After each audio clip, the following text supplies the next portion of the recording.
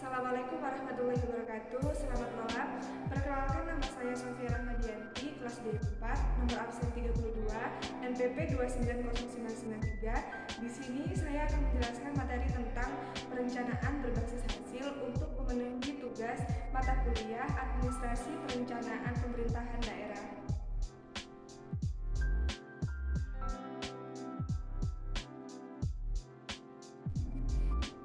Perencanaan berbasis hasil?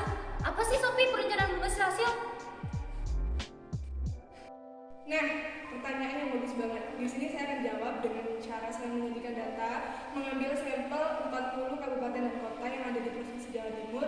Dari data tersebut dapat kita ketahui bahwa indikator kinerja di Provinsi Jawa Timur sudah cukup baik karena rata-rata sudah hampir menyentuh angka 200 semua. Untuk kabupaten dan kota yang memiliki nilai indikator yang paling tinggi diraih oleh Kota Blitar, Kota Kediri, dan juga Kota Surabaya. Lebih jelas lagi, saya tampilkan data indeks kinerja pemerintah Provinsi Jawa Timur. Dalam hal ini saya akan mengambil dalam bidang penanganan pengangguran di Provinsi Jawa Timur. Lebih jelas lagi, saya akan menampilkan data di Kabupaten Pasuruan, lebih tepatnya skor pemerintah daerah di Kabupaten Pasuruan. Nah, untuk dari data yang saya tampilkan ini dapat kita ambil kesimpulan bahwa di Kabupaten Pasuruan sudah memiliki skor yang relatif stabil dan mempunyai posisi 5 terbesar dalam hal pertumbuhan ekonomi di Provinsi Jawa Timur. Nah, kita balik lagi ke indeks atau angka penanganan pengangguran di Provinsi Jawa Timur. Kita akan membahas lebih lanjut, yaitu di Provinsi Jawa Timur tingkat penganggurannya penanganan penganggurannya sudah termasuk bagus ya, karena tingkat pengangguran di Provinsi Jawa Timur masing-masing kota dan kabupatennya sudah di bawah 50%, kecuali pada kota Malang dan kota Surabaya yang tingkat penganggurannya masih menyentuh angka 87,5%. Nah, berikutnya kita akan membahas tentang penurunan angka kemiskinan di kabupaten kota di Provinsi Jawa Timur. Nah, ada dua bentuk data yang saya tampilkan, yaitu dalam bentuk diagram dan juga dalam bentuk peta persebaran tingkat kemiskinan di Provinsi Jawa Timur. Untuk lebih jelasnya atau lebih gampangnya, kita dapat melihat di peta yang berwarna merah itu merupakan zona merah, yang berarti tingkat kemiskinannya di bawah rata-rata Provinsi Jawa Timur sendiri. Nah, kita sekarang bahas isu-isu bidang penanganan pengangguran. Isu-isu tersebut diantaranya yaitu faktor demografi dan sosial ekonomi yang berupa jenis kelamin, status perkawinan, lokasi tempat tinggal, tingkat pendidikan, pelatihan kerja, dan pengalaman kerja secara signifikan berpengaruh terhadap pengangguran usia muda di Provinsi Jawa Timur. Isu yang kedua yaitu upah minimum tidak berpengaruh terhadap angka pengangguran di Jawa Timur. Sedangkan isu yang ketiga yaitu jumlah penduduk yang tinggi juga menimbulkan pengangguran yang tinggi pula. Arti penting dari perencanaan. Yang pertama, memberikan gambaran tujuan yang ingin dicapai dan bagaimana tujuan tersebut dicapai. Yang kedua, menjadi pedoman bagi pelaksanaan kegiatan yang ditujukan untuk mencapai tujuan tertentu. Yang ketiga, memperkirakan terhadap yang akan dilalui dan meminimalkan ketidakpastian. Nah, yang keempat, memberi kesempatan untuk memilih berbagai alternatif terbaik untuk pencapaian tujuan. Kelayakan sebuah perencanaan. Tentunya perencanaan harus rasional, bukan hanya berdasarkan emosi dan perkiraan yang tidak berdasar. Perencanaan harus melihat dan memperhitungkan beberapa hal. Di antaranya, yang pertama yaitu tujuan yang relevan bagi peningkatan kesejahteraan, yang kedua pemilihan dan desain kegiatan atau program yang tepat, yang ketiga penjadwalan implementasi yang tepat, yang keempat identifikasi masalah-masalah yang dihadapi, yang kelima sumber daya yang akan digunakan serta alokasinya, yang keenam kelembagaan, organisasi atau badan pelaksanaannya.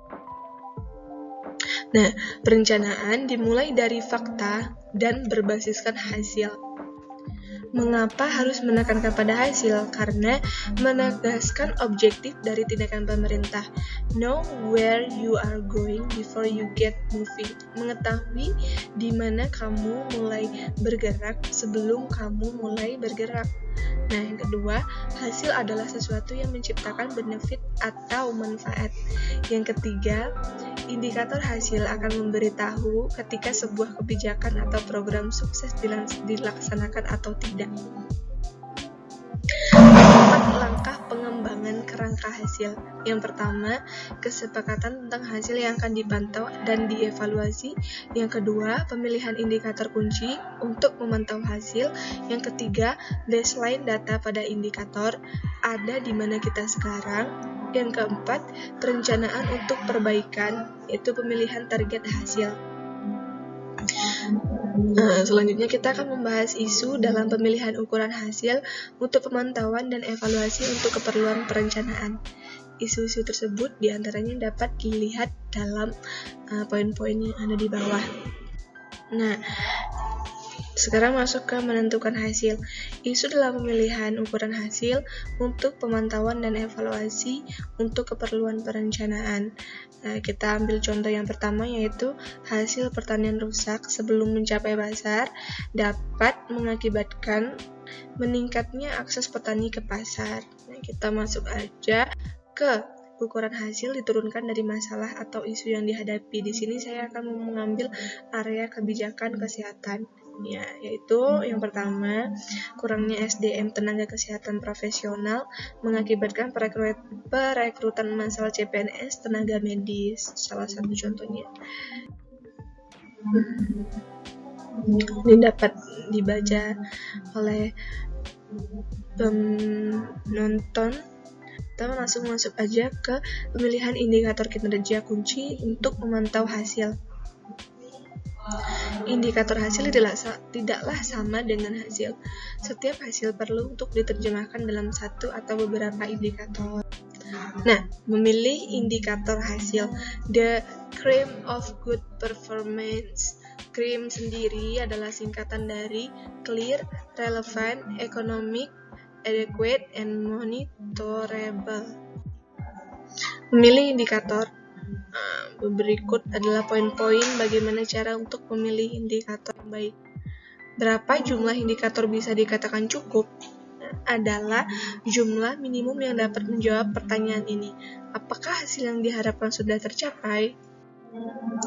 Mengapa harus menggunakan indikator proksi? Karena indikator proksi sendiri memiliki pengertian indikator perkiraan yang menjelaskan atau terkait dengan indikator yang ingin kita ukur. Hanya menggunakan indikator proksi ketika data untuk mengukur langsung indikator tidak tersedia atau tidak dapat dikumpulkan pada waktu yang tersedia. Waktu yang ada, contoh jenis atap atau jumlah televisi sebagai ukuran proksi dan meningkatnya pendapatan rumah tangga. Contoh hasil, penurunan pada morbiditas anak. Indikator-indikator hasil atau bukan itu dapat diketahui pada poin-poin di bawahnya. Kita langsung aja membahas ke menggunakan indikator-indikator baku. Sejumlah lembaga pembangunan telah menggunakan indikator-indikator untuk mengikuti tujuan-tujuan pembangunan termasuk MDGs, UNDP, World Bank, dan IMF. Bapak Pembangunan Republik Indonesia, yaitu Bapak Soeharto, pernah bilang, kalau kamu ingin menjadi pribadi yang maju, kamu harus pandai mengenal apa yang terjadi di sekitar kamu, pandai melihat, pandai mendengar, dan pandai menganalisis apa yang terjadi. Membangun baseline data untuk indikator. Sebuah baseline kinerja adalah informasi dalam kurung kuantitatif atau kualitatif yang menyediakan data pada tahap awal atau sebelum periode pemantauan. Baseline digunakan untuk di poin-poin di bawahnya sudah dijelaskan. Selanjutnya, membangun informasi baseline. Bagaimana sih caranya? Yaitu dijelaskan pada tabel di bawahnya. Sumber data bisa berupa primer atau sekunder.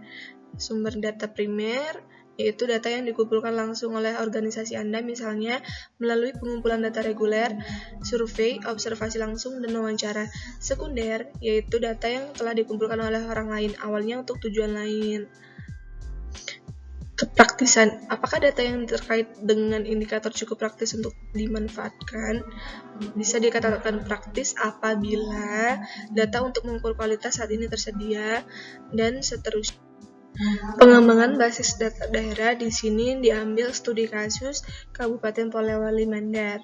Dapat dibaca sendiri pada slide tersebut oleh penonton, dan kita langsung lanjut aja ke menentukan target. Definisi target sendiri adalah tingkatan pada indikator yang bisa dikuantifikasikan pada sebuah negara atau organisasi yang ingin dicapai pada suatu titik waktu tertentu. Sebagai contohnya yaitu ekspor pada sektor pertanian akan meningkatkan sebesar 20% dalam 3 tahun berikutnya di atas baseline. Mengidentifikasi tingkat hasil yang diharapkan atau diinginkan dari proyek, program, atau kebijakan membutuhkan pemilihan target kinerja. Seperti gambar yang pada slide yang tersedia. Faktor-faktor yang perlu dipertimbangkan ketika memilih target, seperti poin-poin yang dijelaskan, lalu ini dan seterusnya. Lanjut, kita masuk ke mengembangkan target untuk satu wilayah kebijakan kesehatan. Dan di situ ada tabel yang berisi tentang outcomes, indicators, baseline, dan juga target. Kalau rencana tindak, terdapat 3 instrumen yang penting, yaitu tujuan, hasil, dan indikator. Kita harus menentukan tujuan, baru nanti harus menentukan hasil, dan juga untuk memperoleh hasil kita harus menentukan indikator dari keberhasilan suatu tujuan. Demikian video presentasi dari saya, semoga bermanfaat. Jangan lupa like, komen, dan subscribe. Sampai bertemu di video selanjutnya. Wassalamualaikum warahmatullahi wabarakatuh.